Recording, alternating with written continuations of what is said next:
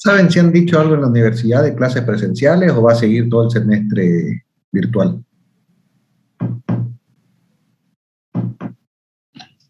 No han dicho nada todavía. Me imagino que va a seguir virtual entonces. ¿Y cuál es la fecha de fin de semestre? ¿Eso conocen ustedes?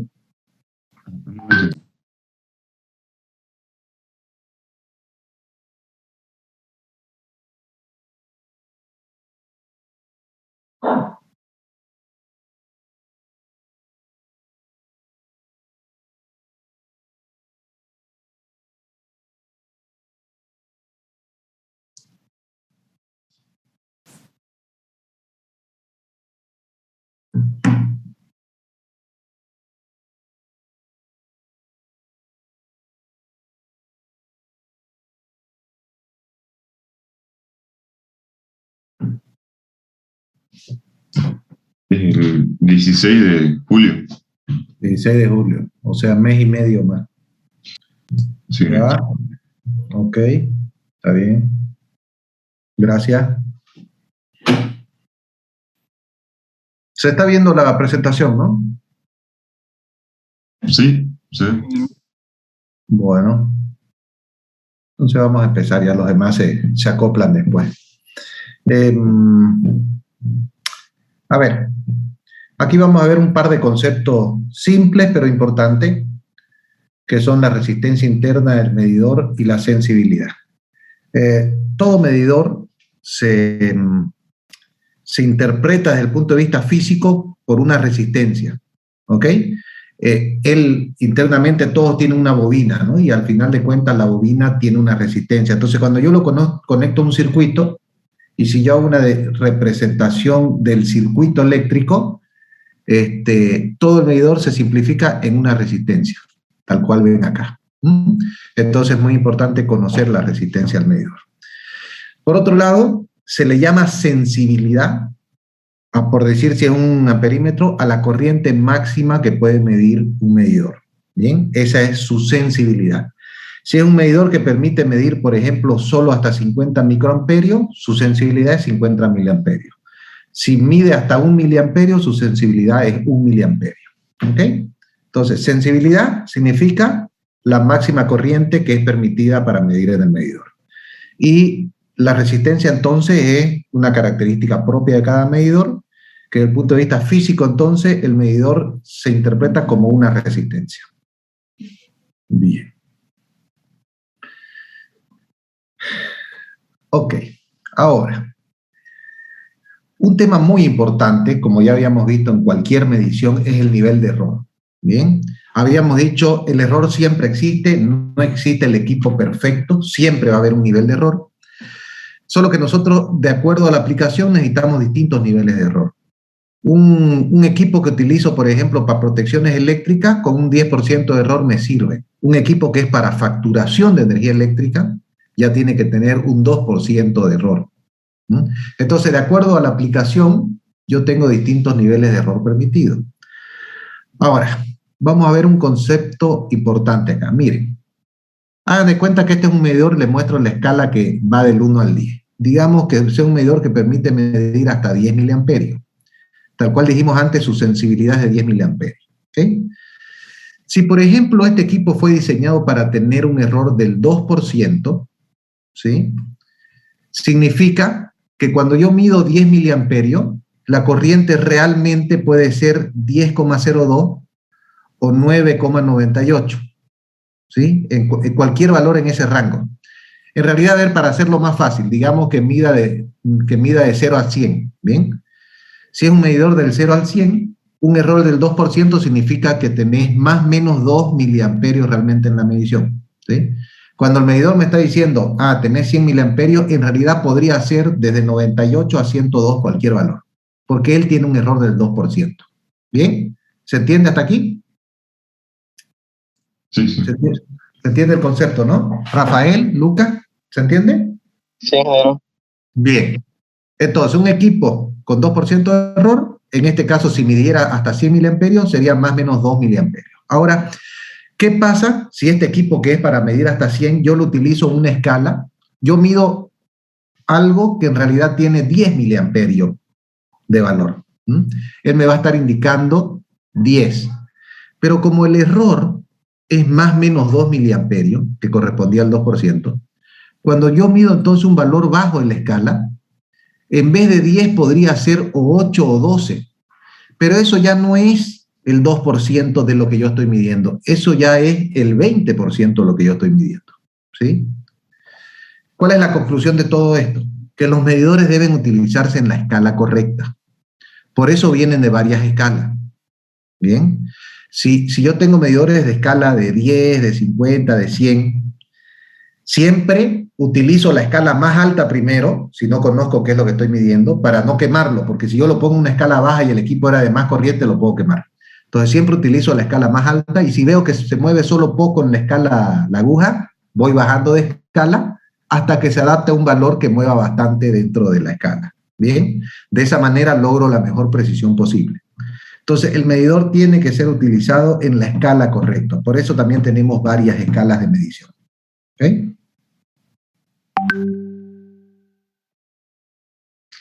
Ahora, todos los equipos, cuando yo lo agarro en el frente, tienen un montón de símbolos que me dicen justamente qué tipo de medidor es el que yo estoy utilizando. Bien. Por ejemplo, aquí le presento varios ejemplos y con esto vamos a ir explicándolo cada uno de ellos, pero siempre me ponen todos los símbolos acá y acá tengo una B, ¿ok? Entonces, Lucas, ¿qué significa que tiene una B en este punto este medidor? ¿Qué medidor es? Correcto, un voltímetro porque mide en voltios. Bien, lo primero que me está diciendo esto es un voltímetro. Y esos símbolos que están a la izquierda, que yo lo tengo aquí en grande, cada uno de ellos tiene un significado. Bien, el primero, esa forma que ven acá, ¿ok? Significa que es hierro móvil. Ese es el símbolo de un medidor de hierro móvil. Esto que ven acá, ustedes ya conocen que es corriente alterna, ¿sí? Ahora, al ladito me dice un número, 1.5. Ese es el nivel de error. Entonces, este es un equipo clase 1.5 o dicho de otra manera, de un error de 1,5%. Bien. Después me indica la posición de la bobina, si es vertical o horizontal. En este caso es de posición vertical, ¿ya? Y finalmente, dentro de una estrellita, él me dice la tensión máxima que soporta, porque si bien yo voy a utilizar un equipo en 380 voltios, siempre se lo diseña para soportar tensiones mucho mayores por cualquier sobretensión que se presente o qué sé yo. En este caso, me indica un número 2, significa 2 kilovoltios, ¿ok? Entonces, este es un medidor para utilizarse en baja tensión, ¿ok? Si fuera 20 kilovoltios, entonces ya es un medidor que puede ser utilizado en media tensión, por ejemplo. Bien. Ahora, veamos el de acá abajito, ¿ok? El de acá abajito, para empezar, arriba me indica hercios, entonces obviamente es un frecuencímetro, ¿sí? Un medidor de frecuencia.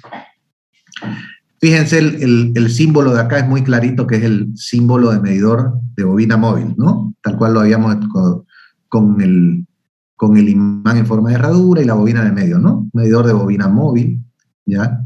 Ahora, acá me indica que él tiene un dispositivo electrónico que en realidad es un rectificador de corriente continua, de corriente alterna a corriente continua.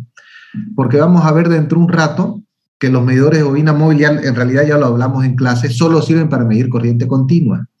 Pero como ellos son los únicos que tienen escala lineal, son los más precisos, son los que yo quiero utilizar, son por mucho los más utilizados, los de bobina móvil. Entonces, para medir corriente alterna, lo que hacemos es ponerle un rectificador al medidor, que más adelante aquí en la clase vamos a ver cómo funciona, y entonces puedo medir tanto corriente continua como corriente alterna. ¿Bien?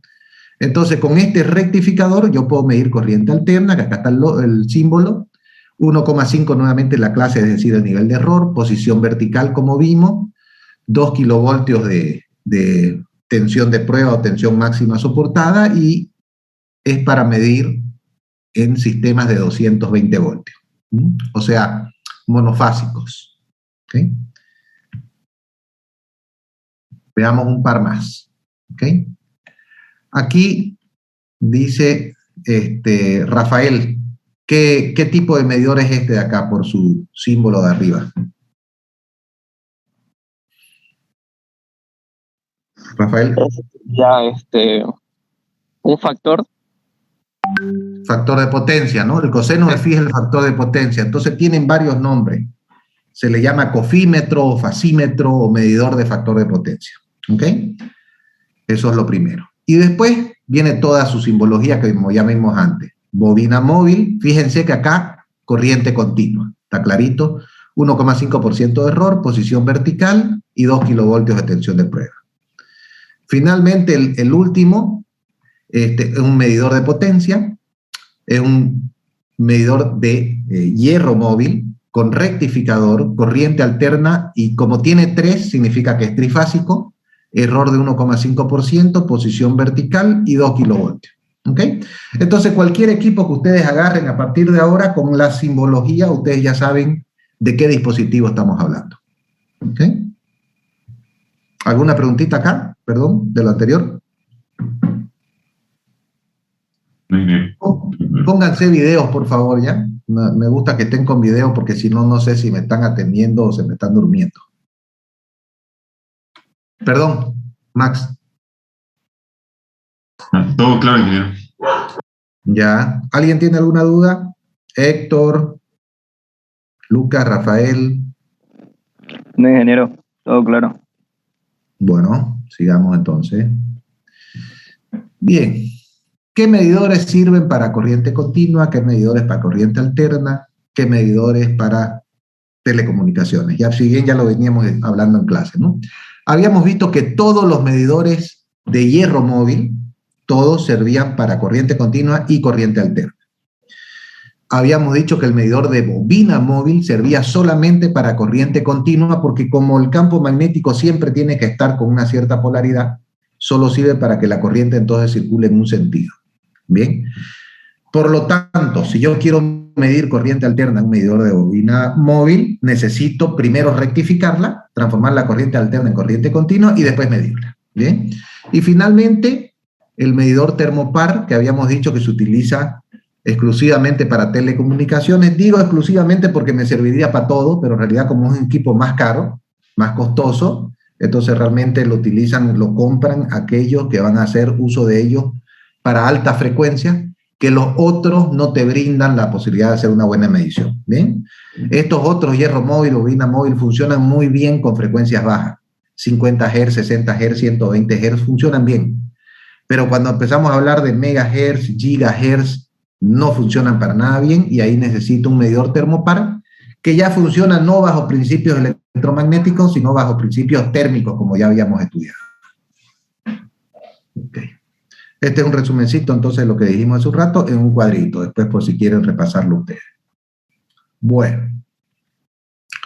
Un pequeño repaso antes de entrar en el concepto de cómo funcionan los rectificadores, porque habíamos dicho el medidor de bobina móvil es de lejos el más utilizado, y para medir corriente alterna necesitamos rectificarla primero. Ahorita vamos a ver cómo funcionan los rectificadores. Entonces, un pequeño repaso a lo que es corriente alterna. Habíamos dicho que la corriente alterna, ¿no?, tiene toda esta forma sinusoidal, donde media onda la tengo en un sentido y la otra media onda en el otro. Por lo tanto, la corriente circula digamos, de un polo positivo a negativo por medio ciclo y de un polo negativo al positivo, o sea, al revés, por otro medio ciclo. Va y viene, va y viene. Esa es la forma en la que funciona la corriente alterna.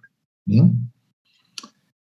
Entonces, la simbología que vamos a utilizar ahorita en los circuitos que vamos a empezar a ver de los rectificadores, ¿bien?, es esta de acá, que cuando yo tengo cobre y óxido de cobre, siempre los electrones pueden fluir desde el cobre al óxido de cobre, pero no al revés, del óxido de cobre a cobre, ¿sí?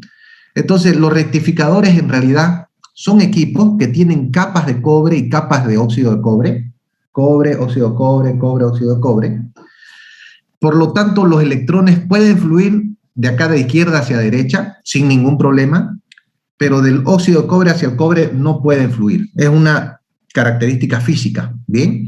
Entonces, solo fluye en un sentido. Y esta es la simbología. Cuando tengamos aquí el palito y el triángulo después, significa que se puede pasar. Si fuera al revés, si estuviera el triángulo primero y después el rectángulo, es decir, el óxido de cobre primero y después el cobre, no puede pasar. ¿Bien? Entonces vamos a empezar a ver. Hay dos rectificadores que son los más utilizados en los equipos de medición. Uno que se llama de media onda y otro que se llama de onda completa. Cada uno tiene pros y contras. ¿Bien? A ver, primero expliquemos un poquito el circuito para que se le entienda. ¿Sí? Tengo aquí polo positivo, polo negativo, una entrada de corriente alterna, ¿no? Entonces, por medio ciclo la corriente va a ir del positivo hasta el negativo, y el otro medio ciclo la corriente va a ir en el sentido opuesto. ¿Bien? Tengo aquí mi medidor, que está en esta parte del circuito, y en paralelo voy a poner un rectificador. Y en serie con el medidor voy a poner otro rectificador. Fíjense por la posición de los rectificadores, que este rectificador, por ejemplo, permite el paso de corriente de izquierda a derecha, pero no de derecha a izquierda.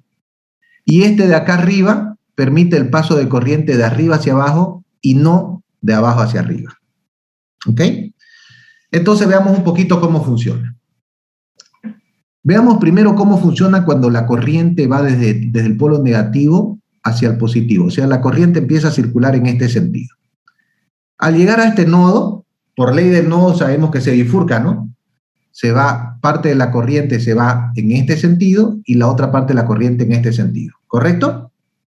Sí, ¿no? La corriente llega al nodo y se bifurca hacia los dos lados. Muy bien. La corriente que se viene por acá se encuentra con este rectificador. Está yendo de izquierda a derecha. Este rectificador, Lucas, ¿permite el paso de corriente de izquierda a derecha?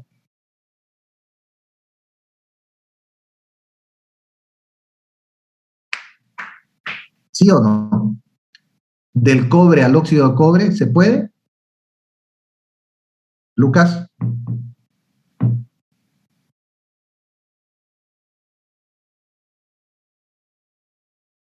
Prende tu micrófono y decime bien, pues no te escuché.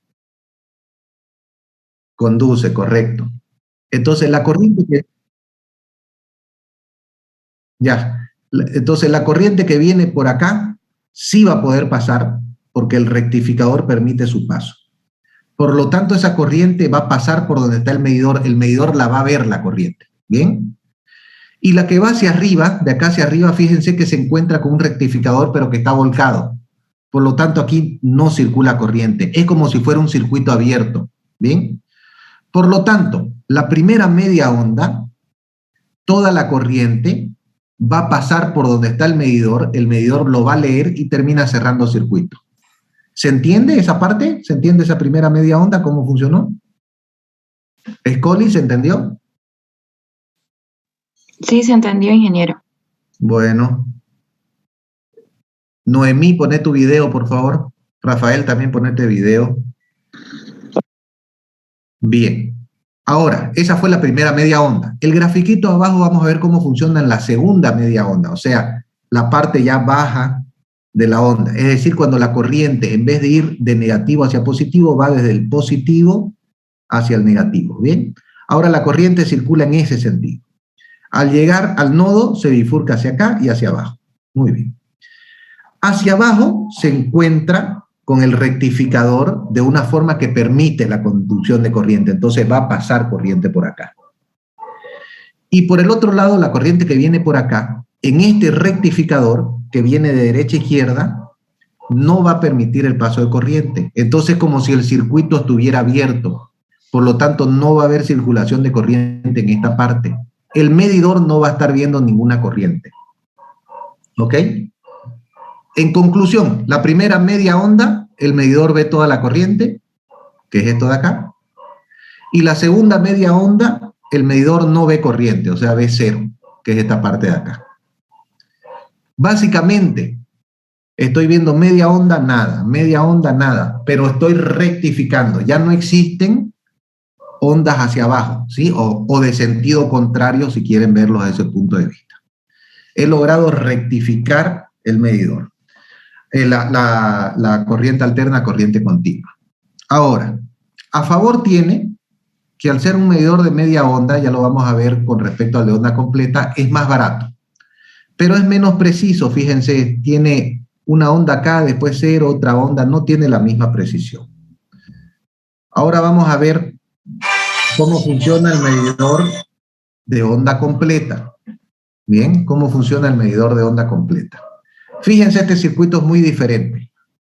Yo tengo positivo acá, negativo acá, y ahora voy a utilizar 4 rectificadores dispuestos en forma de rombo alrededor de un medidor. El medidor está unido entre estos 2 puntos de acá. Bien, presten atención por favor para que quede clarito. Dibujamos en color rojo un sentido cuando la corriente va de positivo a negativo, lo ponemos con color rojo, la flecha, y cuando la corriente va de negativo hacia positiva, le hemos puesto con flecha color verde. Bien, entonces veamos primero la primera media onda, si el medidor ve o no ve medición. Fíjense, cuando la corriente va de A hacia B, es decir, la flecha roja, llega hasta este nodo y se bifurca, ¿no? Se bifurca en los dos lados. Por un lado viene hacia abajo y este rectificador, el 3, permite el paso de corriente. Perfecto. El 2 no permite el paso de corriente porque está volcado. ¿Sí? Entonces toda la corriente se está viniendo por acá en realidad. Llega hasta este nuevo nodo, donde trata de dividirse hacia acá y hacia abajo. El que va hacia acá no tiene nada que le impida pasar, entonces la corriente... Permítanme un segundito, por favor. Un segundo. Normal. Buenas noches.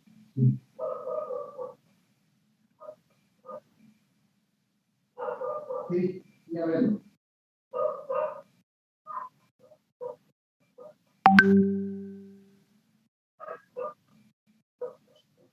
Sí, me llegó hasta bonito, lo vi.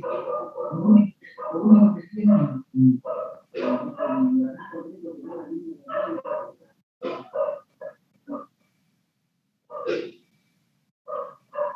ya, perfecto. Lo vi, está muy difícil, está muy difícil.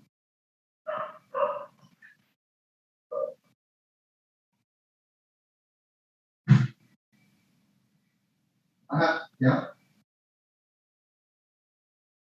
Ya, buenísimo. Ya.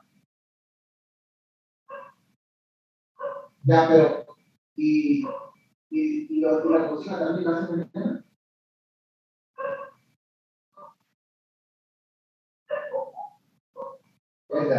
Con Fernando.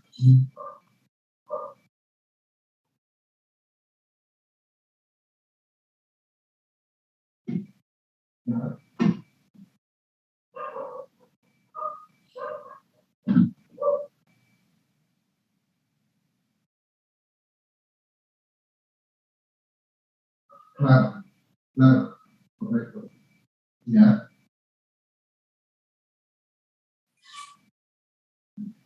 Ya. Ya, perfecto. Bueno, yo les aviso entonces que mañana acá mediodía por allá.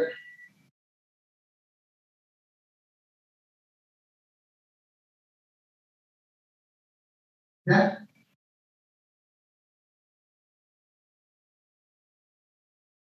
Ya. Ya, ok.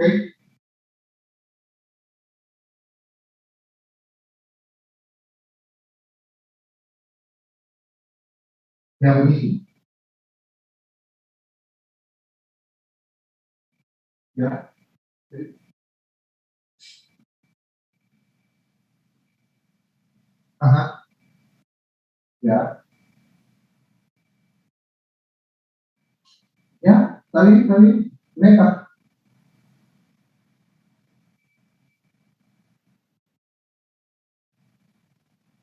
Ya, buenísimo, buenísimo. Ya mañana vaya a toda la mediodía y ahí ya le hago un pago, ya usted le dice cuánto y ahí coordinamos.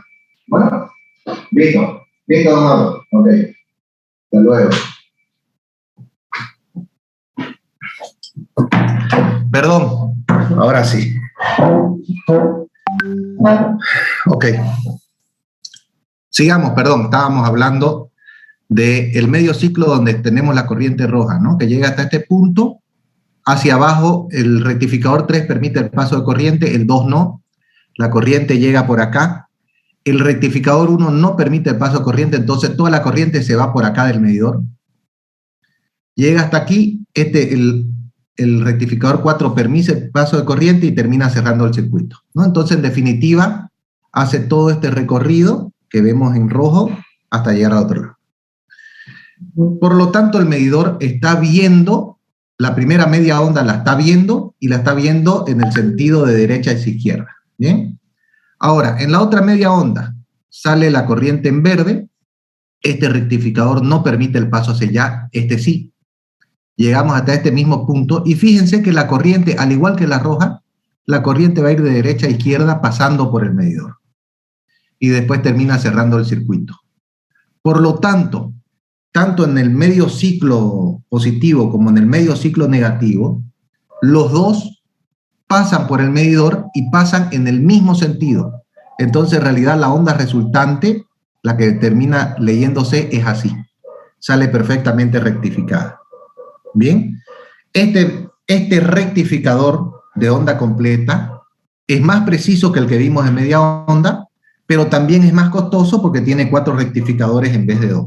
Bien, este es más barato y este es más caro, pero este es más preciso. Entonces, normalmente cuando yo voy y compro un instrumento de medida y veo el de menor precio, es posible que tenga un rectificador de media onda y sea menos preciso, y los más precisos tengan un rectificador de onda completa.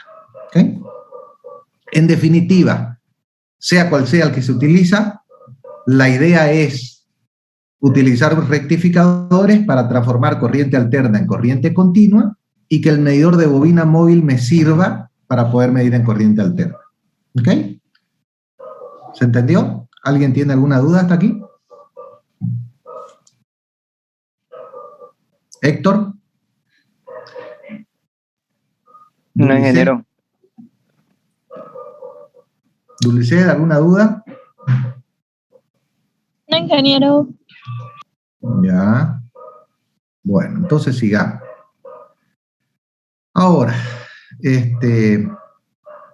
cuando estábamos en esta parte de la clase, yo siempre, antes de la pandemia, los llevaba al laboratorio de CRE, donde hay un medidor patrón y donde se muestran cómo se calibran todos los medidores de energía eléctrica que tenemos en nuestras casas con el medidor patrón. Pero ahora por la pandemia ya no permiten las visitas, peor que aunque nosotros seamos poquitos, no se permite ya hacer visitas por las medidas de bioseguridad. Entonces vamos a explicarlo nada más. Miren, todo medidor, antes de ser lanzado al mercado y antes de ser instalado en un sitio o utilizado como herramienta en algún lugar, ¿bien?, debe pasar ciertas pruebas para ver que cumplen con los niveles de error exigidos, ¿no? Yo voy y compro un medidor y digo, necesito un medidor que tenga un error del 2%. ¿Bien? ¿Cómo corroboro que ese medidor tenga un error de 2%? Pues para eso se utiliza un medidor patrón. ¿Bien? Un medidor patrón es un equipo que hace exactamente lo mismo, pero con un nivel de error mucho más bajo. Generalmente como mínimo 10 veces más bajo que el que voy a medir. Si yo quiero medir un medidor que tenga un error máximo del 2%, normalmente utilizo un medidor patrón con errores del 0,1%. ¿Sí? Ahora, el hecho de tener uno que tenga un error del 0,1% es un medidor muchísimo más caro, porque lograr esos niveles de error es a través de equipos mucho más robustos, con los mejores materiales, tienen costos altísimos. Les voy a dar un ejemplo así. Un medidor de energía eléctrica como los que tienen en su casa, si es electromecánico, puede costar $80 y los electrónicos unos $10 más o menos, ¿ya? Un medidor patrón debe costar unos $500.000, ¿ok? Esa es la pequeña diferencia entre el equipo de 0,1% de error y el otro que tiene 2% de error, ¿ok? Pero cada medidor, antes de ser instalado en una casa, o antes de utilizar cualquier instrumento de medida en una empresa que cumple normas, etcétera, tiene que pasar primero por un medidor patrón para corroborar el nivel de error. ¿Bien? El medidor patrón, ¿qué hace? Le inyecta una cantidad de corriente, por decir 10 amperios, y se fija qué corriente mide el equipo. Si la diferencia entre los dos es menos del 2%, por decir, entonces el equipo es aceptado. Si no lo fuera, hay que calibrarlo. Y si no se puede calibrar, hay que desecharlo y comprar uno nuevo. ¿Ok? Esa es la idea de la utilización de medidores patrón. Esta es una fotito del laboratorio de medidores de CRE. Fíjense que tenemos un montón de medidores aquí que se utilizan en paralelo, porque el medidor patrón es bien grande, ¿ok? Y no vamos a estar midiendo de a un medidor nada más al mismo tiempo. Medimos un montón al mismo tiempo, se le inyecta a todos la misma cantidad de corriente y se analiza el error que tiene cada uno de ellos. Los que tienen niveles muy altos, afuera, y solo los que cumplen con el 2% de nivel de error, que es lo exigido para facturación, terminan siendo instalados en las casas. ¿Ok? ¿Cuáles son los errores típicos en los medidores? Fíjense, un medidor de bobina móvil normalmente tiene errores de 0,1 a 2%, muy buen nivel de error. Los de hierro móvil tienen errores del 5%. Ahora, cuando a la bobina móvil le ponemos rectificador, el error se trepa al 5% también. ¿Bien? Y finalmente el termopar tiene errores típicos entre 1 a 3%. ¿Ok? Estos son los medidores típicos. Entonces, desde este punto de vista, también el medidor de bobina móvil es el elegido, digamos, ¿no? Tiene escala lineal, tiene niveles de error bajo. Entonces, de todo punto de vista, nos viene muy bien. ¿Ok? Bueno, este tema ya de los derivadores ya lo vamos a ver la próxima clase. ¿Bien? ¿Alguna preguntita de lo que vimos hoy?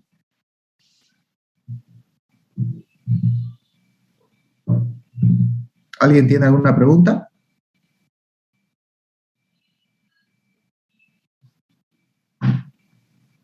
Bueno, la próxima clase lo que vamos a ver es que mis medidores siempre aguantan pequeñas cantidades de corriente, pero yo a veces necesito de medir cantidades mucho mayores. Vamos a ver cuál es la forma de poder medir cantidades mucho mayores con el mismo medidor, sin cambiarlo por uno nuevo, y de una forma barata, ¿bien?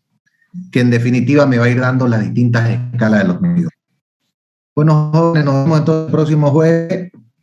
Abríguense bien y vayan estudiando, bueno, porque ya nos vamos a ir acercando a la definición de fecha para el primer parcial. Bueno, listo. Hasta luego a todos. Chau, chau. Vale, Toma, ingeniero. Chao, chao.